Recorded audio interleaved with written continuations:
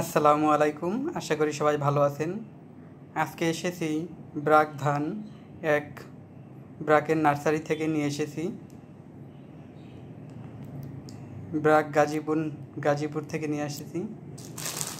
দেখুন ধানটা, আমি একটু ধানটা দেখাই হাতে নিয়ে।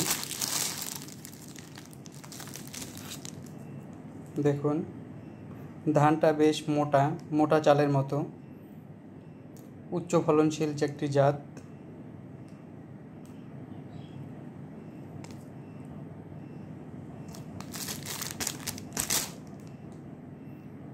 ধানটা এখন আমি নর্মাল ফ্রিজের নর্মাল টেম্পারেচারে রাখবো, যাতে ধানটার গুণমান ভালো থাকে। সবাইকে অনেক অনেক ধন্যবাদ ভিডিওটি দেখার জন্য। চ্যানেলটি সাবস্ক্রাইব করে পাশে থাকবেন। আজকের মতো বিদায় নিচ্ছি। আল্লাহ হাফেজ।